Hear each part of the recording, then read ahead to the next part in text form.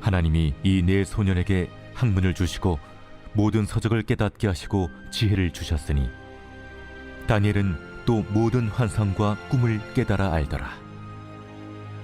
왕이 말한 대로 그들을 불러들일 기한이 찼으므로 환관장이 그들을 느부갓네살 앞으로 데리고 가니 왕이 그들과 말하여 보매 우리 중에 다니엘과 하나냐와 미사엘과 아사랴와 같은 자가 없으므로 그들을 왕 앞에 서게 하고 왕이 그들에게 모든 일을 묻는 중에 그 지혜와 총명이 온 나라 박수와 술객보다 10배나 나은 줄을 아니라. 다니엘은 고레스 왕 원년까지 있습니다.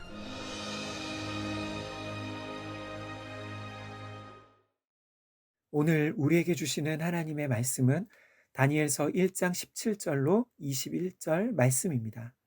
다니엘서는 구약의 에스겔서 다음에 나오는 예언서로 구분되는 성경입니다. 총 12장으로 이루어진 다니엘서는 크게 두 부분으로 나누어 볼 수 있는데요. 1장부터 6장은 다니엘과 세 친구들이 겪게 되는 궁정에서의 에피소드에 대한 내용이고 7장부터 12장은 다니엘이 하나님께 받은 계시와 환상에 대한 내용입니다. 그러면 다니엘서는 우리에게 어떤 교훈을 주는 성경일까요? 우리가 다니엘서를 읽을 때 놓치지 말아야 할 하나의 관점은 하나님 나라에 대한 관점입니다. 사실 성경은 우리의 이야기이기 전에 하나님의 구원과 하나님 나라의 이야기입니다. 그래서 우리는 성경 말씀을 읽을 때 그저 개인의 위로와 평안, 마음의 위안을 얻기 위해서 읽는 것이 아니라 다니엘서가 그저 개인의 성공담이라고 읽는 것이 아니라 하나님 나라와 위대한 하나님의 구원 계획의 관점에서 읽을 때 다니엘서의 진정한 의미를 깨달을 수 있는 것이지요. 다니엘서가 우리에게 말하는 것은 무엇보다 이 세상 역사의 주인은 바로 하나님이시라는 것입니다. 다니엘서의 역사적인 배경입니다. 유다왕 여호야김 통치 3년, 곧 기원전 605년에 바벨론의 1차 침공으로 유다의 귀족들과 왕족들이 바벨론의 포로로 끌려가게 되었습니다. 그리고 그 포로들 중에 다니엘과 세 친구도 있었습니다. 아마도 이때 이들의 나이는 15세에서 16세 정도였을 것으로 추측됩니다. 그러니까 이들은 어린 나이에 나라가 망하는 것을 보고 경험했고 낯선 이방 땅에 포로로 끌려가게 된 것이지요. 그래서 다니엘서의 배경은 포로 시대입니다. 그리고 이들은 그곳에서 바벨론, 메데, 바사로 이어지는 동안 나라가 망하고 세워지는 그런 풍파 같은 시대를 살게 됩니다.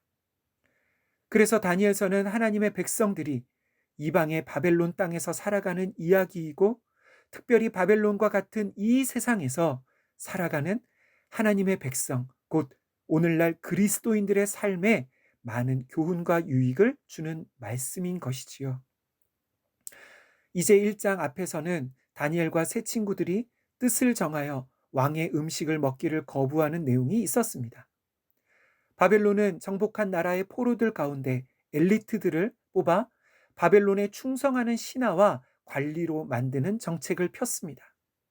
그 정책은 이름을 바벨론식으로 바꾸고 바벨론의 문화와 학문에 대한 재교육을 시켜서 바벨론에 관직을 주는 것이었습니다. 그래서 그들은 바벨론의 특별한 관리를 받았고 그 중에 하나가 왕의 음식을 먹게 하는 것이었습니다. 다시 말해 왕의 음식을 먹는다는 것은 이방의 포로들 중에서 특별히 선별된 사람들에게만 내려지는 특혜였고 바벨론 왕에게 충성하는 신하가 된다는 의미였습니다. 그런데 다니엘과 친구들은 이것을 거부했습니다. 왜 그랬을까요? 그것은 그들이 충성해야 할 분은 바벨론의 왕이 아니라 하나님이셨기 때문입니다. 비록 자신들의 나라 유다는 망했지만 또 그들은 이방의 포로 신세였지만 다니엘과 친구들은 여전히 자신들이 하나님의 백성이라는 신앙의 정체성을 잃지 않았던 것이지요. 이것을 우리에게는 어떻게 적용할 수 있을까요? 다니엘과 세 친구들이 뜻을 정했다는 것은 세상이 우리에게 하나님과 같이 되어서는 안 된다는 의미입니다. 우리는 세상에서 열심히 살아야 하지만 동시에 우리의 정체성은 곧 하나님의 백성임을 잊지 말아야 하는 것이지요. 이러한 자기 정체성에서 삶의 방식이 결정됩니다. 다시 말해 다니엘과 세 친구들의 최고의 우선순위는 하나님이었습니다. 그들은 세상과 다르게 살기로 선택한 것이지요. 이제 겨우 15세, 16세의 어린 중학생과 같은 나이에 이들은 이런 선택을 내린 것입니다. 그러면 하나님은 이들의 선택을 어떻게 보셨을까요? 17절입니다. 하나님이 이 네 소년에게 학문을 주시고 모든 서적을 깨닫게 하시고 지혜를 주셨으니 다니엘은 또 모든 환상과 꿈을 깨달아 알더라. 아멘. 하나님은 이들에게 바벨론의 모든 학문과 지식을 깨닫는 지혜를 주셨습니다. 그런데 이 지혜는 다니엘과 친구들이 아무것도 하지 않았는데도 하나님이 이런 지혜를 주셨다는 뜻이 아닙니다. 그들이 최선을 다해서 바벨론의 모든 학문을 공부하는 가운데 하나님께서 이런 지혜를 주신 것이지요. 그리고 이 지혜는 바벨론의 모든 지혜자, 박수, 술객보다 10배나 뛰어날 정도로 탁월한 지혜였습니다. 사랑하는 성도 여러분, 하나님은 다니엘과 세 친구들이 신앙의 정체성을 따라 믿음의 선택을 한 것을 기뻐하셨습니다. 세상과 다른 방식으로 살기로, 하나님을 가장 우선순위로 살기로 선택한 것을 기뻐하셨습니다. 그래서 하나님은 그 당시 세상에서 가장 강했던 초강대국 바벨론의 수많은 사람들 중에 어린 소년이었던 다니엘과 세 친구들과 함께 하셨습니다.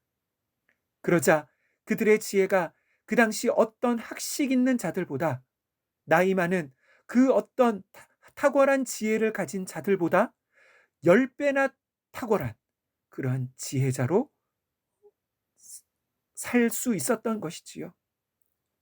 다니엘은 그의 나이 70이 넘도록 3번의 나라가 바뀌고 4명의 왕들이 바뀌는 그런 시대를 사는 동안 바사의 고레스 왕 때까지 나라의 가장 중요한 자리에 있게 되었습니다.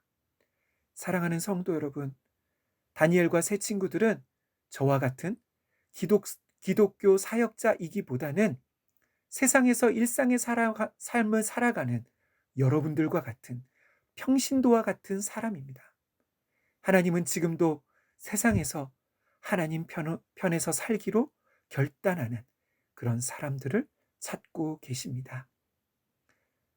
역사의 주관자 되시는 하나님 아버지, 나라가 망하고 포로로 끌려가 바벨론에 충성해야 하는 비참한 삶 가운데서도 어린 다니엘과 세 친구들은 하나님의 백성이라는 신앙의 정체성을 따라 살기로 결단을 내렸습니다. 우리도 험한 이 세상에서 신앙의 정체성을 따라 이 세상에 살지만 세상과 다른 방식으로 살아가는 믿음의 사람들로 빚어 주시옵소서. 오늘날 치열한 경쟁 가운데 살아가야 할 산돌의 다음 세대 청년들에게 이런 믿음의 선택과 결단을 내릴 때 함께 하시는 하나님을 경험하는 은혜를 주옵소서. 예수님의 이름으로 기도하옵나이다. 아멘. 이 시간 함께 기도할 제목입니다. 첫 번째, 다니엘서 말씀을 통해 이 세상 역사를 주관하시는 하나님, 위대한 구원의 하나님, 실패하지 않으시는 하나님의 나라를 깨닫는 은혜를 주옵소서. 두 번째, 다니엘과 세 친구들의 이야기를 통해 나의 정체성, 우선순위, 삶의 방식을 돌아보는 계기가 되게 하옵소서. 마지막으로 오늘날 하나님이 찾으시는 이 시대의 다니엘과 세 친구들과 같은 우리 산돌의 다음 세대를 세워 주옵소서. 함께 기도하겠습니다.